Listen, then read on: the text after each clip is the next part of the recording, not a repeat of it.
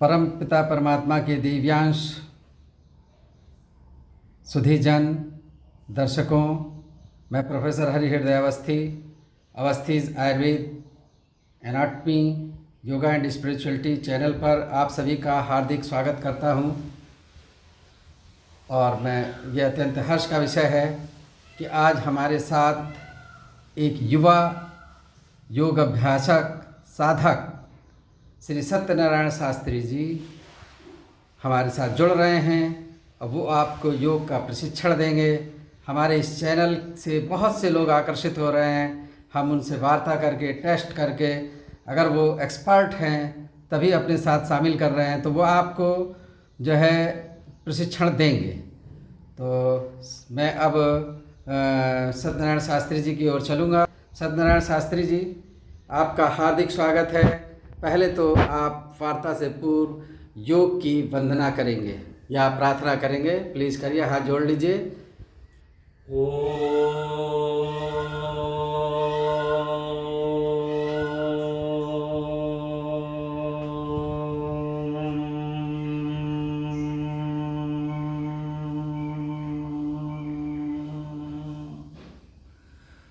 असतो मा सद्गमय तमसो मा ज्योतिर्गमय मृत्युर्मामृतमगमय। ओम शांति शांति शांति। श्री सत्यनारायण शास्त्री जी, आपका इस चैनल पर हार्दिक स्वागत है। और हम और हमारे दर्शक ये जानना चाहते हैं कि आपको इस चैनल के बारे में जानकारी कहाँ से हुई और आप इस चैनल के साथ क्यों जुड़ना चाहते हैं और सभी को क्यों योग का प्रशिक्षण या ज्ञान निःशुल्क वितरित करना चाहते हैं, कृपया संक्षेप में बताएं। सादर प्रणाम सर। मैं Satyanarayan Pandey, PG diploma in yoga education second year, department of वैदिक दर्शन।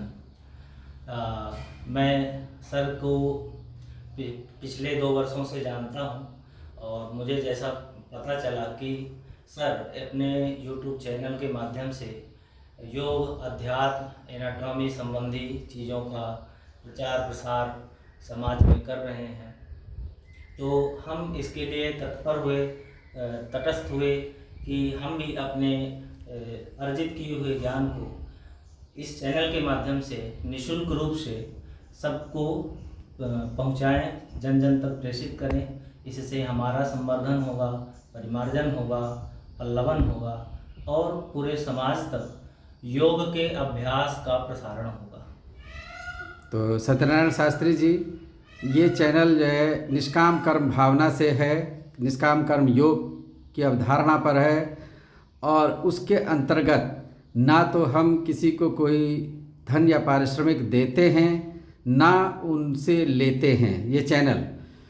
तो इस बारे में आपको पता है या आप उसके बारे में क्या कहना चाहेंगे? बिल्कुल, मुझे यह भली भांति पता है कि इस चैनल के माध्यम से जिन लोगों का कौशल प्रसारण किया जा रहा है, तो ना उनसे किसी प्रकार का धन लिया जा रहा है और ना ही उन्हें किसी प्रकार का धन दिया जा रहा है। केवल ज्ञान की बात के लिए ही और एक परमार्थ परोपकार के सर्वजन बहुजन हिताय बहुजन सुखाय सर्वे भवन्तु सुखिनः सर्वे सन्तु निरामया, ऐसी सद्भावना के साथ ये चैनल कार्य कर रहा है, जिसमें योगदान देने के लिए आज हम तत्पर हुए। तो ठीक है सत्यनारायण पांडे जी, अब आप ये बताइए कि आज आप जो है किस चीज़ ये आज ही के क्रम में लगातार, क्योंकि जो प्रशिक्षण आप देंगे तो विद्यार्थियों को, नए योग साधकों को आप किस चीज़ का और कितना प्रशिक्षण देंगे और क्या क्या सिखाएंगे? जी सर, आज तो हम सबसे पहले ये बताने जा रहे हैं कि हमें दिनचर्या की शुरुआत कैसे करनी है। वो तो ठीक है, लेकिन आप जो है पूरा जैसे लगातार करेंगे तो क्या आपने एक योजना बनाई है, टारगेट बनाया कि इतना कम से कम हम सिखाएंगे? हम कम से कम नए प्रशिक्षुओं को जो योग के लेकर के जिज्ञासु रहते हैं, उन्हें लगता कि हम कहाँ से स्टार्ट करें, कैसे हम सीखना शुरू करें, तो उनके लिए मुख्य रूप से हम अपना योगदान देंगे कि जो नए प्रशिक्षु जन हैं, नए सीखने वाले जो बिगिनर्स हैं, उनको किस प्रकार से अपने यौगिक क्रियाओं का योग के साथ जुड़ाव और उस पर अपना कार्य करना, शारीरिक रूप से उसमें सूक्ष्म व्यायाम, कठिन व्यायाम और यौगिक अभ्यास के अंतर्गत कुछ महत्वपूर्ण आसन जो आपके दैनिक जीवन में बहुत ही उपयोगी हैं। इसके अनंतर प्राणायाम की विधा को हम कैसे प्रारंभ करें, उस चीज़ पर भी हमारा फोकस रहेगा। और प्राणायाम संपन्न होने के बाद हम षटकर्म की ओर चलेंगे। षटकर्म की क्रियाओं को भी उन्हें संपादित करेंगे जो लोग सीखना चाहते हैं, जानना चाहते हैं कि षटकर्म को हम कैसे प्रारंभ करें। तो ये तो बहुत अच्छा है। तो यानी कि आप जो है प्रारंभिक योग से जी, और जो अभी आप चर्चा कर रहे थे कि दिनचर्या एक योगी की एक जो है शास्त्रीय और जो भारत सरकार या क्या योग विभाग है या आयुष विभाग हैं तो वो जो है किस तरीके की प्रोटोकॉल दे रहे हैं उनके साथ समन्वय स्थापित करते हुए और शास्त्र के साथ साथ क्या ये दिनचर्या होनी चाहिए एक योगी की या जो योग बिगिनर है या साधक हैं, तो पहले वो आप बताएंगे और फिर उसी क्रम में फिर जो है आप जो हठ योग के अष्टांग हैं तो उनको क्रम से लेते हुए वो बताएंगे आप। और साथ में आप जो है अष्टांग के 8 अंग हो गए और षटकर्म, तो इनका प्रशिक्षण आप जो है चैनल के माध्यम से पूरे विश्व को देंगे। तो मेरी शुभकामनाएं आपके साथ हैं। ईश्वर आपको सफल करें और आपकी मनोकामनाएं पूर्ण करें और आप सदैव स्वस्थ, प्रसन्न और आनंदित रहें। ये चैनल की ओर से मैं प्रोफेसर हरिहृदय अवस्थी आपको आशीर्वाद देता हूं।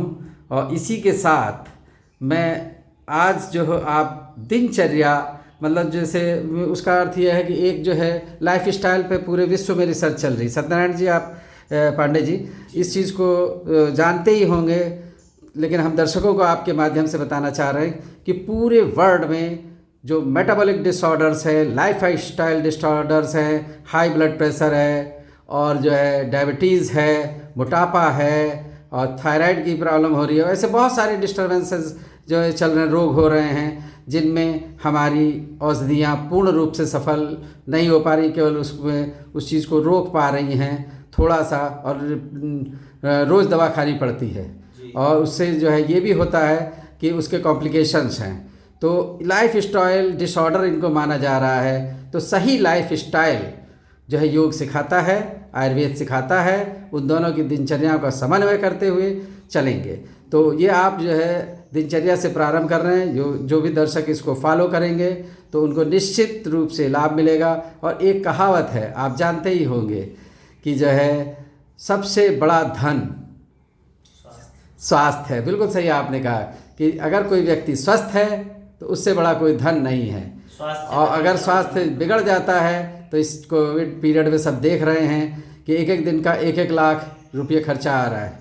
तो जितना धन आपने पूरी ज़िंदगी में कमाया और 1-2 महीने अगर जो है उस तरीके का उतने खर्चे वाला ट्रीटमेंट चला तो सब खर्च हो जाता है। तो इस चीज़ को आज कोविड-19 के पीरियड में सब लोग देख रहे हैं, ऑब्जर्व कर रहे हैं, सीख रहे हैं, योग की ओर बढ़ रहे हैं और नियमों का पालन कर चुके हैं और कर रहने का पूर्ण प्रण सा कर लिया है। वो भारतीय संस्कृति, आयुर्वेद और योग की लाइफ स्टाइल, दिनचर्या उन सबको फॉलो करना चाहते हैं। तो ऐसा एक ऑब्जर्वेशंस हम लोग को फील हो रहा है। तो आप जो है आपका सुस्वागतम। और आप जो दिनचर्या का सो के उठने से जो प्रक्रिया होती है तो वो आप जो सिखाना चाहते हैं, आज छोटा लेक्चर होगा आपका क्योंकि भूमिका भी हो गई। तो आप वो चीज़ बताएं, मतलब सो के उठ के क्या क्या करते हैं। और उषा जलपान मुख्य रूप से तो उसको वर्णन करेंगे, तो वहाँ तक का आज आप डिस्क्रिप्शन करें। उसके बाद आगे के अंकों में उस क्रम को हम लोग आगे बढ़ाएंगे। और आप तो जो है खुद एक जो काफ़ी अच्छे योगा ट्रेनर हैं और आपने योग के क्षेत्र में क्या क्या किया, कहाँ क्या आप कहाँ के ट्रेनर हैं या कहाँ आप जो है एक्सपर्ट हैं, वो बताइएगा ज़रा सा। हम वर्तमान में काशी हिंदू विश्वविद्यालय के छात्र हैं, PG diploma in yoga education final year में। हाँ, फाइनल ईयर में। और मैं नेशनल योगा रेफरी का डिप्लोमा कर चुका हूँ, उसमें बी ग्रेड मुझे हासिल है।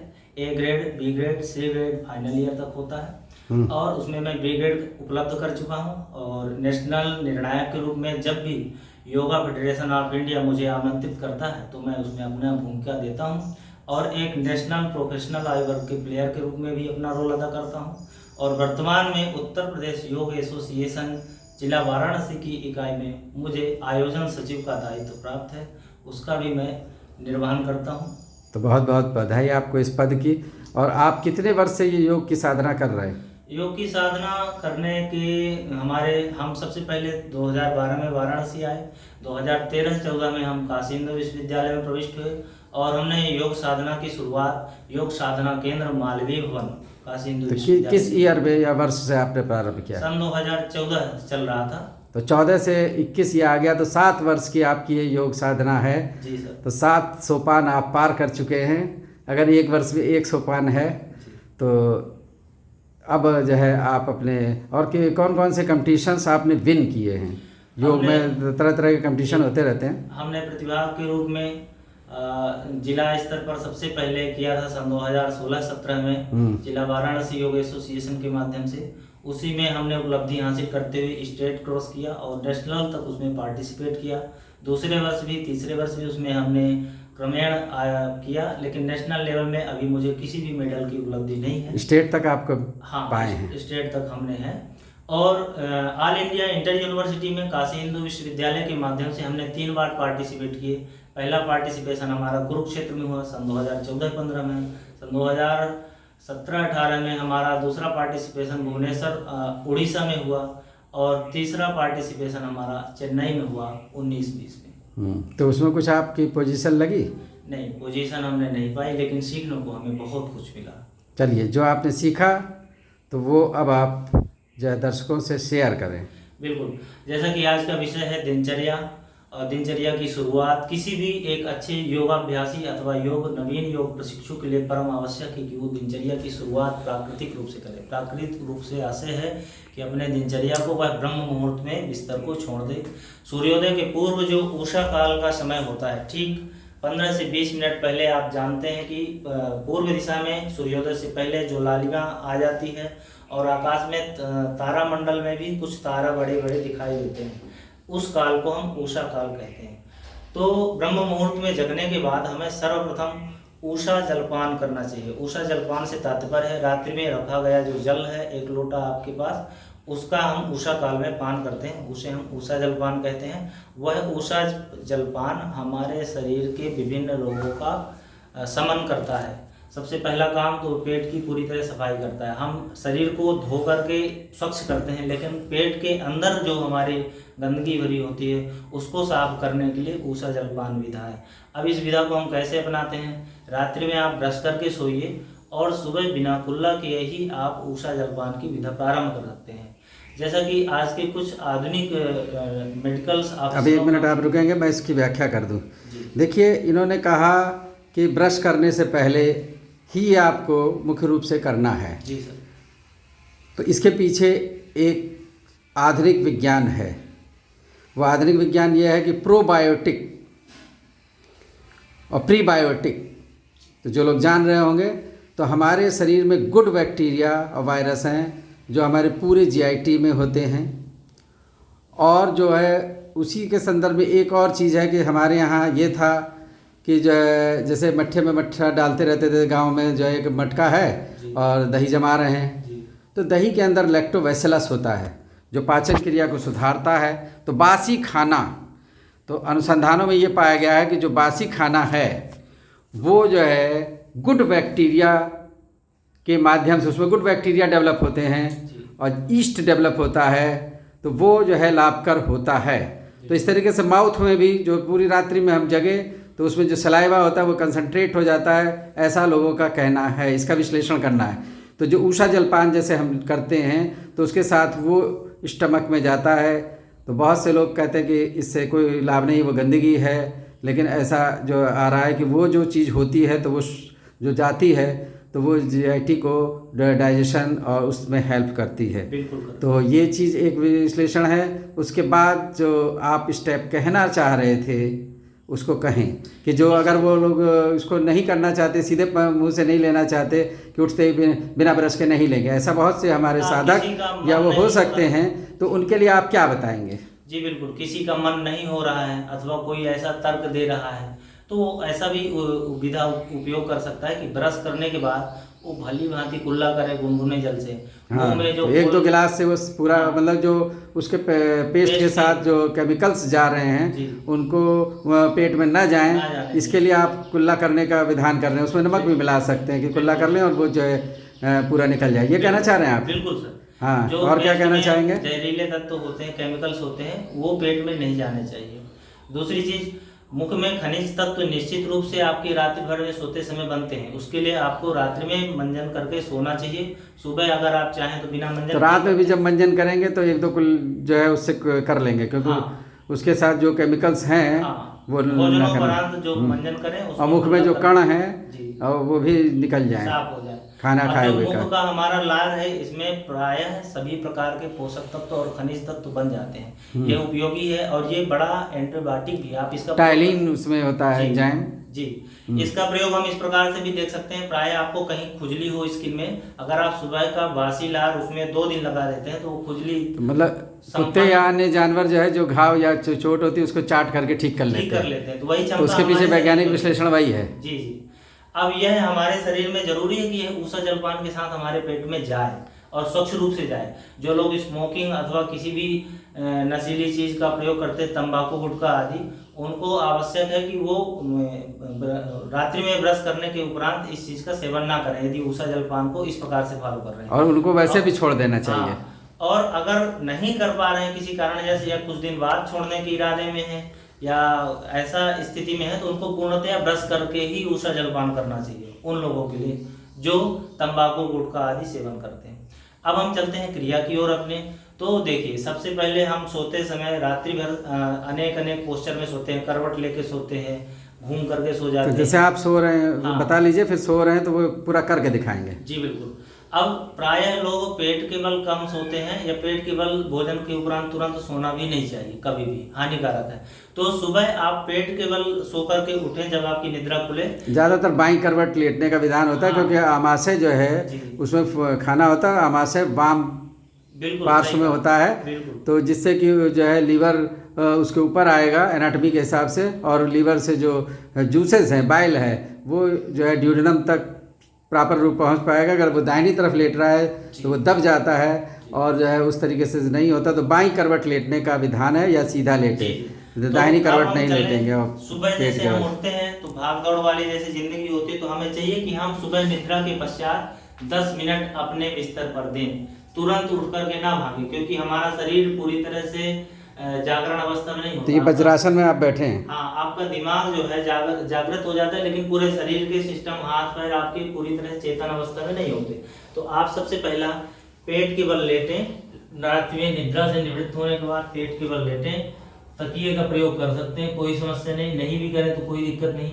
तो मकरासन में लेटने का फायदा एक ये होता है बेनिफिट, कि पेट में जो पड़ा हुआ रात्रि का पचा हुआ मल है वो आपका सीधे मलाशय की ओर प्रेषित होने लगता है। एक पेट में प्रेशर होता है, श्वास प्रश्वास से छोटी छोटी मालिश होती है, तो इसका प्रभाव पड़ता है। अच्छा, जो मकरासन होता है उसमें तो एक तरफ सर को साइड में कर लेते हैं, आपका जैसे स्टैंड ऐसे सीधा कर लेते है। हैं, कोई दिक्कत नहीं। तो ऐसे दोनों में से किसी भी साइड कर जी। सकते हैं। एक बार मकरासन और- करके दिखा दीजिए। जी, मैं ये मकरासन हुआ।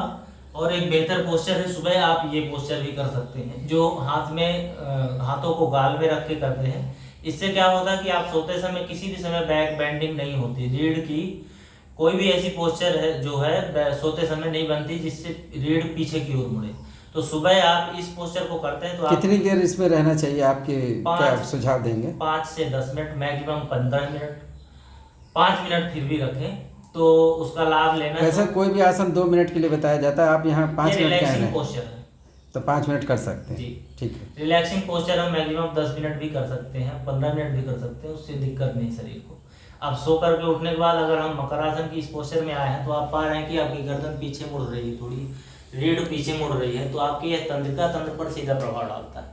और पेट का जो नाभि वाला भाग है, जहाँ निचले हिस्से में आपका मल भरा हुआ है, उस भाग को भी प्रभावित करता है, उसे आंत्र में। सचेत करता है कि अब तुम्हें फ्रेश होना है। पेट को यह सचेत करता है कि आपको अब मल त्याग करना है। मल त्याग करना है। और इसका विशेष प्रभाव पाने के लिए आप नाभि वाले इस स्थिति से उठेंगे कैसे, वो वाला क्रम बताइए। जी हम जरूर बताएंगे। उसी क्रम में आइए और वैज्ञानिक रूप से जैसे उठते हैं, जी सर, साइंटिफिक तरीका सिखा दीजिए। जी सर। अब इसका एक विशेष और फायदा पाना चाहते हैं आप कि और ज़्यादा प्रेशराइज जो आपकी नाभि का और मल के भाग का जो मालिश हो श्वास प्रश्वास के माध्यम से, तो आप नाभि के भाग में तकिया दबाएं सुबह, जिनको कब्ज की शिकायत रहती है। और जो विशेष लाभ प्राप्त करना चाहते हैं उनके लिए है कि आप सुबह की शुरुआत में इस पोस्चर में आप तकिया अपने नाभि के क्षेत्र में रखेंगे।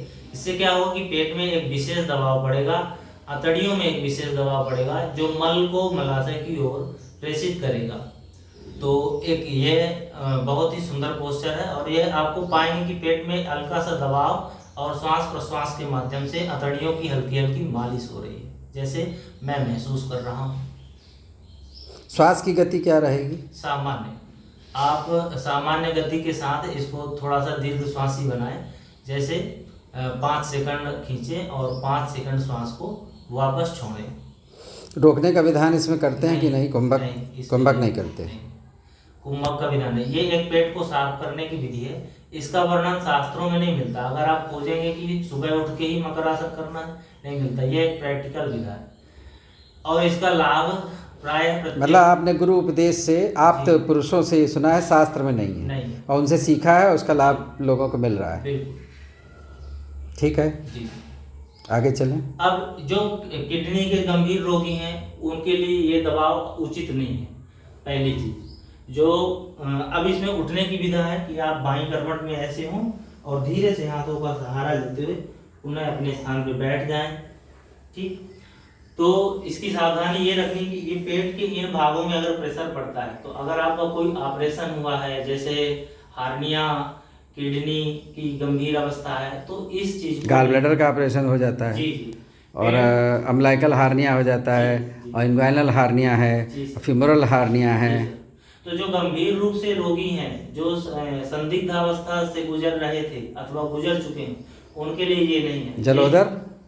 जलोदर का हो, जिसका लीवर ज़्यादा बड़ा है, स्प्लीन ज़्यादा बड़ी है, वो भी नहीं करे। उसके लिए भी सावधान रहना है, क्योंकि ये उसका इन्फेक्शन दे सकता है।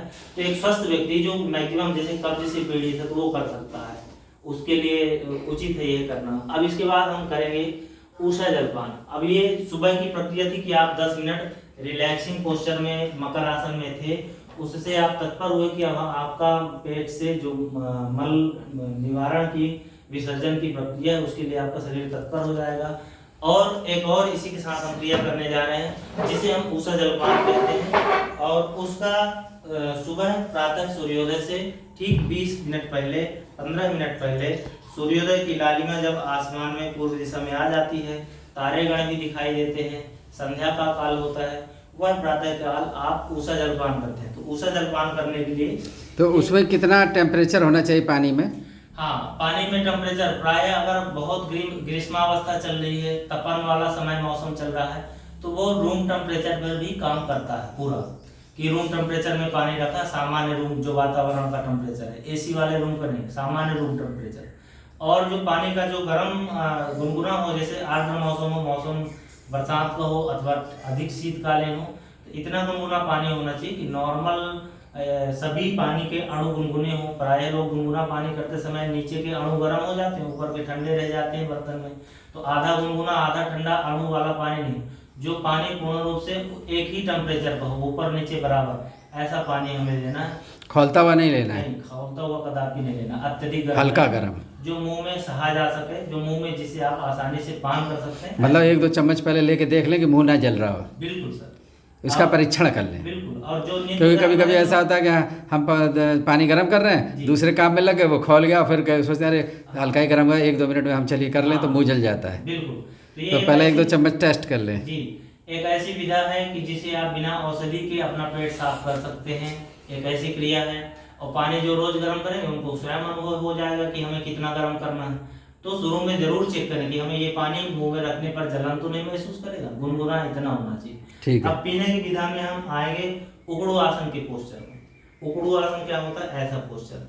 अगर आप बैलेंस नहीं बना, गिलास रख के जरा उकड़ू आसन में बैठिए, जी गिलास उस पर रख दीजिए, और उकड़ू आसन को बताइए जिससे कि ठीक से समझ सकें। जी सर, उकड़ू आसन ये पंजों के बल आप ऐसे बैठते हैं जी, बैलेंस के साथ। अगर आप इस आसन में बैठने में दिक्कत आ रही है तो किसी कुर्सी, किसी टेबल, किसी चौकी, किसी दीवार का सहारा ले सकते हैं ऐसे बैठने के लिए। और जिनको घुटने में समस्या है, जो अधिक मोटापा रहता है जिनकी थाई में, उनको ये बैलेंस नहीं बनता, तो वो सामान्य रूप से कुर्सी में भी बैठ के पानी पिए, कोई दिक्कत नहीं। लेकिन जो बैलेंस बना सकते हैं, जिनका वो सुखासन में भी बैठ सकते हैं। हाँ बिल्कुल, पर पानी बैठ कर ही पीना है, खड़े होके कदापि नहीं पीना है। पानी पीते समय अर्थ से कनेक्शन नहीं होना चाहिए आपका, है ना। तो यानी कि कोई चटाई या कोई हाँ, कपड़ा या कुछ ऐसी चीज़ लगी चीज़ में हो बैठ या बेड के ऊपर ही ले सकते जी हैं। जी।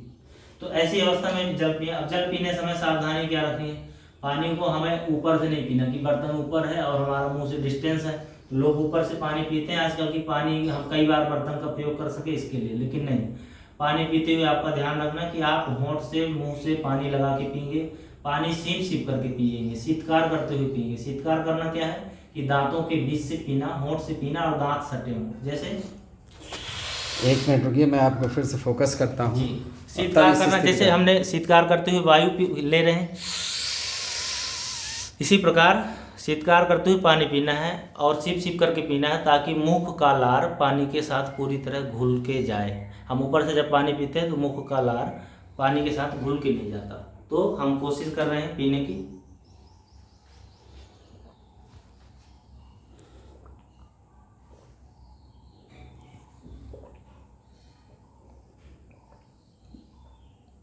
एक एक घूंट करके लेना है।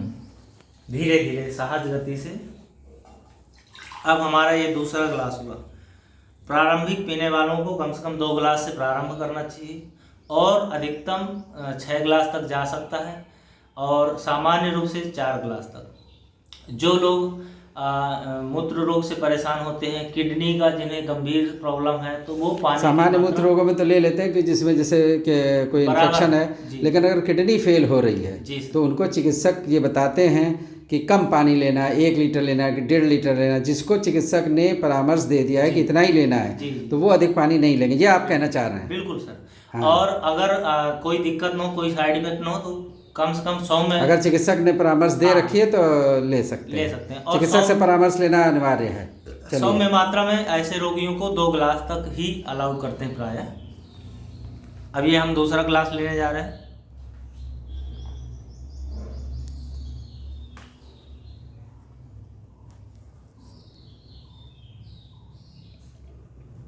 हमने ये 2 गिलास कंप्लीट किए।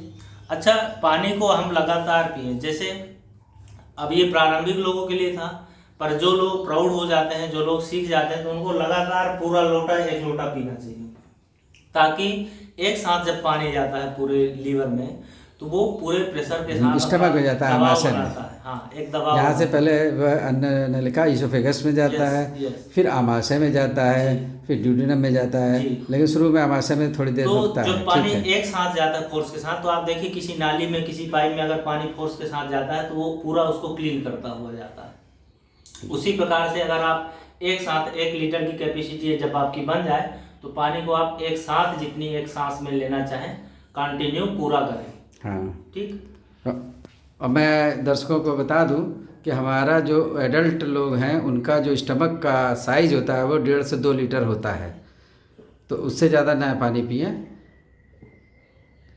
क्योंकि जो अगर पूरा भी स्टमक खाली है तो वो और 2/3 ही जो है पानी और अन्न से भरा जाता है। 1/3 या 1/4 छोड़ के रखते हैं गैस के लिए, जिससे कि उसका मूवमेंट भी हो। इसीलिए इन्होंने 1 लीटर बताया। 1 लीटर से ज़्यादा ना पानी पिए, ये मेरा जो है सुझाव है व्यक्तिगत एनाटॉमी की दृष्टि से, क्योंकि उसका साइज ही 1.5 लीटर से 2 लीटर है, और वो और 1/3 या 1/4 उसके मूवमेंट्स के लिए, गैस के लिए छोड़ा जाता है। तो ये जो अमाउंट उससे ज़्यादा क्रॉस नहीं होना चाहिए, वरना जो है वमन हो जाएगा, वो एकदम से उल्टी की फीलिंग होगी और रिफ्लेक्स होगा।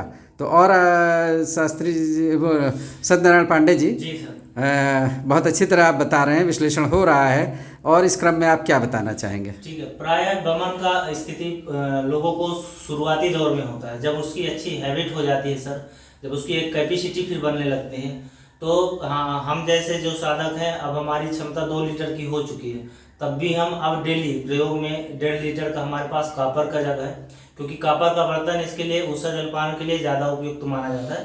तो रात्रि भर कॉपर के बर्तन में क्योंकि हम पानी- कॉपर जो एलिमेंट है और जी, जिंक जी। वो ब्लड फॉर्मेशन, जी। रक्त के निर्माण में सहायक है। तो हजारों साल पूर्व से हमारे ऋषि मुनि इस बात को जानते थे, जो आधुनिक चिकित्सा में आज सिद्ध हो चुका है। तो वो जो कुछ उसके पार्टिकल्स हैं, एटम्स हैं, वो वाटर में मिल जाते हैं। उसके माध्यम से जो है हमको जो है कॉपर और जिंक, ये जो जिस धातु में आप रखेंगे वो धातु के गुण, उसके जो है एटम्स कुछ उसमें आते हैं, अणु आते हैं, तो उससे वो बॉडी में जाते हैं, वो तो उससे लाभ मिलता है। जी सर। तो हम जैसे जो स्वस्थ आदमी हैं, अच्छे योगाभ्यासी हैं और जिनको नित्य अभ्यास है, तो वो 1 लीटर से बढ़ा के 1.5 लीटर तक भी जा सकते हैं। और 1 लीटर तक पीना ही चाहिए, 1.25 लीटर तक पीना चाहिए एक स्वस्थ और हट्टे-कट्टे हृष्ट पुष्ट व्यक्ति को। अगर कोई कम आयु का बच्चा है तो वो अपने उस हिसाब से हाँ, घटा तो लेगा। 1 ग्लास, 2 ग्लास, 3 ग्लास नहीं, वो ऐसे हाँ, वो घटा के मात्रा लेगा। बिल्कुल बिल्कुल। जी। तो उसकी जितनी इच्छा पड़े, सुबह हाँ, जितनी इच्छा हाँ, पड़े, हाँ। उल्टी वमन जब तक नहीं आने का विचार हो रहा तब तक आप पीजिए। अब वमन ना आए तो उसकी एक क्रिया है कि आप ताड़ासन पे जब जाएंगे तो आपके पेट की मांसपेशियों का प्रसारण होगा, तो आपके पेट में जगह बनेगी और आपका पेट में पानी समाएगा। ताड़ासन फिर से करके दिखाइए। जी सर। ताड़ासन पे जाने की विधा ऐसी कि दोनों पैरों को अपने साथ में रखें, फिंगर्स को इंटरलॉक करेंगे और सांस को भरते हुए धीरे धीरे संतुलन के साथ ऊपर की ओर खिंचाव देंगे हाथों को भुजाओं को एकदम कानों से सटा करके दृष्टि को एक किसी बिंदु पर जो आपके नेत्रों के स्तर पर हो, ऐसे बिंदु पर आप स्थिर कर देंगे। पंजे जो है उठे हुए हैं, पूरा वजन जो है आगे उंगलियों पर है पैर की, और शरीर तना हुआ है और हाथ ऊपर की तरफ इंटरलॉक्ड है, आसमान की तरफ हथेलियाँ, और श्वास प्रश्वास इस समय सामान्य कर लेंगे। जी ठीक है, आगे बताइए। लगभग 10-15 सेकंड होने के बाद आप पुनः वापस आ जाएंगे। इस ताड़ासन को हमें 3 बार करना है कम से कम। हम दूसरी बार जाएंगे और दूसरी बार के लिए तैयार, मन में 10 गिनेंगे। 1 2 3 4 5 6 7 8 9 10। धीरे से वापस संतुलन के साथ। अब ताड़ासन करते हुए हमें ऐसी पोस्चर बनानी है एकदम सीधी कि मानो हम इतने तन जाएं कि जैसे पेड़ से लटक रहे। ठीक समझिए, श्वास भरते हुए ऊपर एकदम स्ट्रेट, इतना सिधाई में आपका शरीर हो कि जैसे लगे कि मानो पेड़ से लटक रहा हो, इतना खींचा होगा।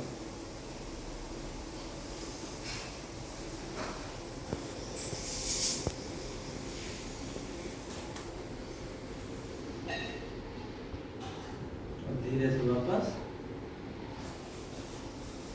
अब इसी क्रम में हम करेंगे तिर्यक ताड़ासन, क्योंकि ये पेट की मसल्स की हम जब फैलाएंगे तो पेट में पानी ज़्यादा से ज़्यादा समाएगा और उसका एक प्रोसेस होगा मलाशय की ओर प्रेशराइज करने का, मल को मलाशय की ओर प्रेषित करने का।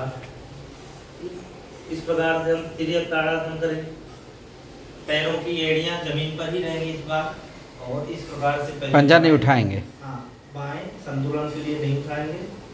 और प्रारंभिक स्तर के जो लोग हैं तो पैरों में गैप भी कर सकते हैं, अपने संतुलन के हिसाब से शरीर को संतुलन भी देना है। तिर्यक करते हुए मैक्सिमम ट्विस्ट करें। इसमें पसलियों में भी खिंचाव आता है और एक एक करके एक एक साइड में पेट की मांसपेशियों में भी खिंचाव आता है।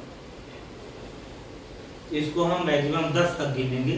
10 बार चेंज करके तिर्यक ताड़ासन इधर से उधर एक्सरसाइज के रूप में करेंगे। शुरू में 5 बार भी कर सकते हैं, जी कम कर सकते हैं, जी धीरे धीरे बढ़ाएंगे। जी।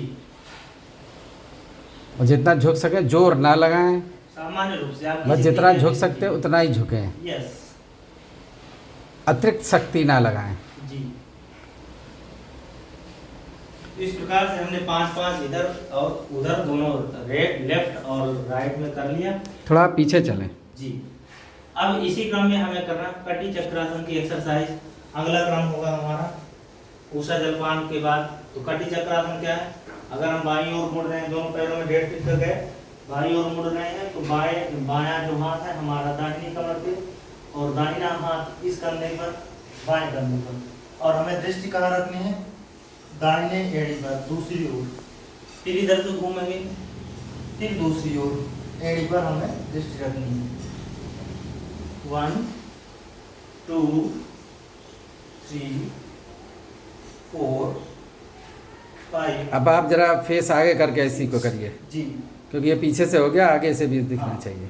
आगे से देखने के लिए, समझने के लिए 1 2 3 4 5। और जरा आप जो है साइड से भी पोज दीजिए। जी बिल्कुल। 1 2 3 4 5 6। ठीक है, अब आगे के स्टेप करिए। वो आगे के स्टेप में इस जो तिर्यक कटी चक्रासन हम कर रहे हैं, ट्विस्टिंग का मूवमेंट है, इसमें आप देख रहे हैं कि ध्यानपूर्वक हम जा रहे हैं। इधर से घूमते हुए हमें उधर की एड़ी को देखना है, जैसे बाईं ओर से घूमते हुए हमें अपनी दाईं हाँ, एड़ी तो देखना जितना है। जा सकते बस उतना ही हाँ, जाएंगे। और दाईं ओर से घूमते हुए हमें अपनी बाईं एड़ी देखना है, तो इससे मैक्सिमम ट्विस्ट होता है हमारा शरीर। और पेट में जो क्रमेण जो पानी का प्रोसेस है वो नीचे की ओर ढलता हुआ मल को मलाशय की ओर प्रेषित करता हुआ उसका अपना प्रोसेस होने लगता है। और इस कटी चक्रासन की एक्सरसाइज को हमें 40 से 50 बार गिनना चाहिए। तो हमने इस प्रकार से 6 त्रिक 18 लगा चुके, और बाकी हम लगा देते हैं आपके सामने। 19 20 21 22 23 24 25 26 27 28 29 30 31 32 33 34 35 36 37 38 39 40। हमने 50 बार लगाने हैं, उतना हमारा उपयोगी है। अब देखिए, अब आप अनुभव करेंगे कि आपने जो 1 लीटर पानी पिया उसके बावजूद भी आप तो मैं एक सलाह देना चाहूँगा कि जो अभी नया साधक जी। है, शुरू कर रहा है, तो वो 10 से भी शुरू कर सकता है। 10 फिर धीरे धीरे बढ़ाए, क्योंकि कभी कभी जर्क आ जाता है और मांसपेशी में खिंचाव आ जाएगा जब एक ही बार में 50 करेगा। हाँ। और पूरा अगर 90 डिग्री या उससे अधिक नहीं मुड़ पा रहा, तो जितना वो मुड़ पा रहे हैं हाँ, बाईं और दाईं तरफ, केवल उतना ही मुड़ेंगे, जोर नहीं लगाएंगे, ज़्यादा बिल्कुल, वो नहीं करेंगे। बिल्कुल। और साथ में किसी प्रशिक्षक को रखेंगे जिससे कि बैलेंस बना रहे, गिरे नहीं। और हर एक हमारी जो है ये चैनल पर ये कहता है कि ये केवल वीडियो सिद्धांतिक रूप से सिखाने के लिए हैं। अगर आप प्रयोगात्मक कर रहे हैं, अभ्यास कर रहे हैं, तो बिना चिकित्सक के परामर्श, प्रिस्क्रिप्शन के और योगा इंस्ट्रक्टर या संरक्षण जो के शुरू में जब उपस्थित होना चाहिए, क्योंकि वो अगर आप कोई गलत कर रहे हैं तो उसमें सुधार बताएगा और सिखाएगा, स्वयं नहीं करेंगे। और स्वयं करते हैं तो चैनल का कोई भी जिम्मेदारी नहीं है, क्योंकि वो प्रशिक्षण तो योग प्रशिक्षक साथ में रहकर करेगा। और अगर आपके पास सहायता की ज़रूरत है तो योग प्रशिक्षक शहर में आपको कोई नहीं मिल रहा है, तो पंडित सत्यनारायण पांडे जी आपको सहयोग करेंगे। बिल्कुल, ये ऐसी मैं आशा रखता हूँ। आप करना चाहेंगे कि नहीं? बिल्कुल, हम सहयोग करना चाहेंगे। आप अगर हमारे नज़दीकी निवास स्थान पर हैं तो हम आपको आपके समक्ष प्रस्तुत होकर के इस चीज़ को, इस क्रिया को सिखाना समक्ष ही कराने की ट्रेनिंग की जरूरत होती है। ठीक है, अब आप आगे चलिए। हम अब ये कहना चाहेंगे कि जब आप एक बार इसका पूरा ऊषा जलपान करने के बाद उकड़ू आसन में बैठ के ऊषा जलपान किए, ताड़ासन किए, तिर्यक ताड़ासन किए, फिर कटी चक्रासन के आपने 40-50 एक्सरसाइजेस किए, तो चक्र किए, एक्सरसाइज नहीं। हाँ, चक्र किए। हाँ, कटी चक्रासन के 3 जो है आपने अभ्यास बताए, और उसमें गिनती 50। तो ताड़ासन में आपको 10-10 सेकंड 3 बार होल्ड करना है। और तिर्यक ताड़ासन आप 10 बार इधर राइट साइड में और 10 बार लेफ्ट साइड में बराबर करने हैं, इक्वल, एक बार इधर एक बार इधर। और कटी चक्रासन में आपको 40 से 50 बार गिनती पूरी करनी है, दोनों ओर मिला करके। अब इस क्रम में आप महसूस करेंगे कि आपके पेट में आधे गिलास से 1 गिलास की और भी अभी पीने की जगह बाकी है। तो इस आसन को, इस अभ्यास को करने के उपरांत आप आधा गिलास और या 1 गिलास पानी पुनः पिएंगे, उसी कटी चक्र उसमें उकड़ू आसन में बैठ करके पुनः आप जलपान करेंगे जितनी आपकी अभी इच्छा है, इच्छा अनुसार। और पुनः वही ताड़ासन करेंगे 3 बार, और पुनः आप 10 बार तिर्यक ताड़ासन करेंगे, और पुनः 40-50 बार जब कटी चक्रासन का क्रम रखेंगे, तो आप महसूस करेंगे कि आपका मल जो है पेट से नीचे की ओर ढलता हुआ मलाशय की ओर आ रहा है। अब आपको फ्रेश रूम की ज़रूरत है, शौचालय की आवश्यकता है। और आप जाइए, मल त्याग इच्छा व्यक्त आ गई। बिल्कुल, जहाँ मल त्याग में व्यक्ति को 10 मिनट से लेकर आधे घंटे भी लग जाते हैं। आज के समय में लोग क्या क्या नहीं अपनाते, नशीली वस्तुओं का भी प्रयोग करते हैं, ड्रग्स लेते हैं, पेट साफ होने के लिए कई प्रकार की मेडिसिन लेते हैं। वहाँ आप किसी भी प्रकार की मेडिसिन लिए बिना सुबह का अगर उषा जलपान उषा काल में कर रहे हैं, विधि पूर्वक कर रहे हैं, किसी शिक्षक के संरक्षण में कर रहे हैं, तो निश्चित रूप से आपको लाभ प्राप्त होगा। आपके पेट का हर प्रकार से मल साफ होगा। देखिए, बहुत से जो बच्चे हैं साधक हैं, वो CBSE या इंग्लिश मीडियम से पढ़े हुए हैं, वो बहुत से शब्दों का अर्थ नहीं जानते। आपने एक अभी शब्द प्रयोग किया, उषा काल। उषा काल, हाँ, उषा काल को बताइए जरा सा। उषा काल वह काल है सूर्योदय के पूर्व 20 मिनट पहले, 15-20 मिनट पहले, सूर्योदय से पहले ऐसा समय आता है कि सूरज उगे नहीं रहते, सूर्य अभी सनराइज हुआ नहीं है, लेकिन आकाश में उसके रेड लाइट आ मतलब कि सूरज अभी आपको दिख नहीं रहा है। अगर वहाँ पे कोई मतलब बहुत बड़े मकान या वृक्ष नहीं है और आप उस जगह से देखना चाह रहे हैं या छत से आप देखेंगे तो सूरज तो नहीं दिख रहा है, लेकिन रोशनी हो गई है, उसकी लालिमा दिख रही है, सूर्य की लालिमा मतलब अरुणोदय हो गया। आकाश में तारा अस्त हो रहे हैं, लेकिन वो भी अभी दिखाई दे रहे हैं, तारागण भी आसमान में दिखाई दे रहे हैं और सूर्योदय अभी हुआ नहीं है। ऐसा समय, उधर लालिमा और इधर तारागण ही दिखाई दे रहे हैं, वो काल उषा काल। बहुत सुंदर समय होगा। बिल्कुल, हाँ, वो समय बहुत सुंदर होगा प्रकृति का। बिल्कुल, और वही समय उषा काल कहलाता है। और उषा काल में पिया गया जल शरीर में अमृत के समान लाभप्रद होता है। तो इसको निश्चित रूप से आप सभी करें।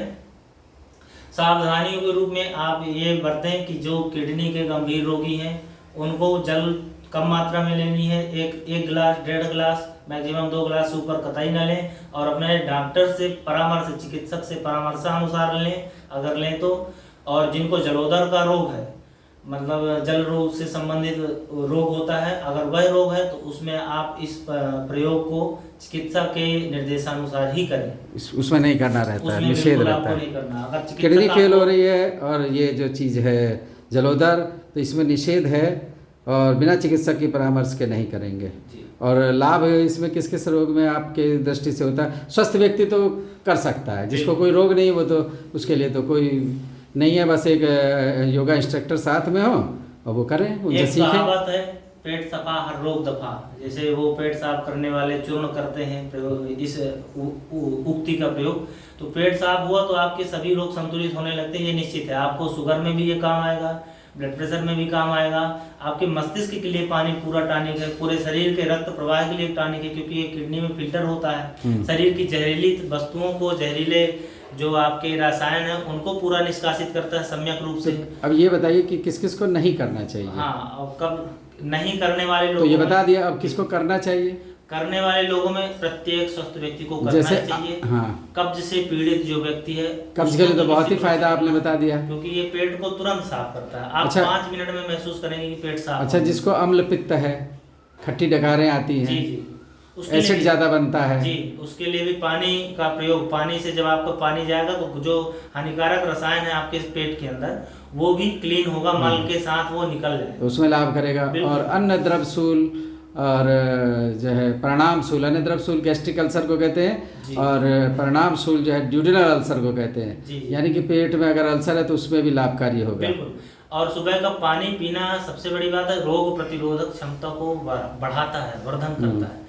तो अगर आप सुबह उषा काल में उषा जलपान करते हैं तो एक तो रूल अपनाना होगा कि आपको सूर्योदय से पहले जगना होगा, और सूर्योदय से पहले जगना आपके लिए स्वास्थ्य की दृष्टि से मैंने 100% लाभप्रद है। ये तो पूरे शास्त्र कहते हैं, पूरे सिद्धांत कहते हैं, योग के पूरे आयुर्वेद के सिद्धांत यही बताते हैं, सूर्योदय से पूर्व जागरण। तो उषा जलपान करने के लिए आपको उषा काल ही उपयुक्त है, जिसके लिए आपको सूर्योदय से पहले जगना। बहुत सुंदर व्याख्या की है हमारे सत्यनारायण पांडे जी, पंडित सत्यनारायण पांडे जी अपने ज्ञान को हम सभी से फ्री ऑफ कॉस्ट शेयर कर रहे हैं। हमने कोई धन नहीं दे रहे, न ले रहे हैं। और जो है अब मैं चाहूँगा कि सत्यनारायण शास्त्री जी सभी की सुख शांति और स्वास्थ्य के लिए हम सभी योग की प्रार्थना करें। और इस बीच ये भी कहना चाहूँगा कि जो उससे पहले कि जो लोग नए चैनल से जुड़े हैं वो चैनल को सब्सक्राइब करें, अपने फ्रेंड्स, मित्रों में, परिजनों में, जूनियर सीनियर में शेयर करें और बेल आइकन दबाएं, सत्यनारायण शास्त्री जी चैनल के बारे में आप क्या कहना चाहेंगे? आपका क्या व्यक्तिगत अनुभव कह रहा है? देखिए सर, बहुजन हिताय बहुजन सुखाय की भावना रखते हुए जिस प्रकार से इसमें कार्य हो रहा है, इसके लिए तो हम सदैव निःशुल्क रूप से इस चैनल में अपना योगदान देने के लिए तत्पर हैं, तटस्थ हैं और सद्भाव रूप से सद्भावित होकर के हम इसमें अपना योगदान निश्चित रूप से देंगे। यह हमारे लिए परम सौभाग्य का विषय है। और समस्त जो इस YouTube के माध्यम से आप लोग देख रहे हैं, जानकारी उपयोगी लग रही है तो अपने परिजनों को प्रेषित करें और उनसे स्नेह के रूप में इसमें सदस्यता जरूर प्रदान करवाएं, जिसे सब्सक्राइब करना जिससे कहते हैं। अगर हम ज्ञानवर्धन को लक्ष्य करके अगर हम इस चीज़ का आयोजन रख रहे हैं तो ये जन जन तक प्रेषित होना चाहिए। उपयोगी वस्तु है तो वह जन जन तक उस लाभ को पहुंचाने का कार्य करें। इसी के साथ हम आप सभी को बहुत तो अब जो है हम सभी के स्वास्थ्य के लिए प्रार्थना करेंगे। जी, मैं आप सबका हार्दिक आभार व्यक्त करते हुए, आप सबके स्वास्थ्य की कामना करते हुए परमपिता परमात्मा से प्रार्थना करता हूँ।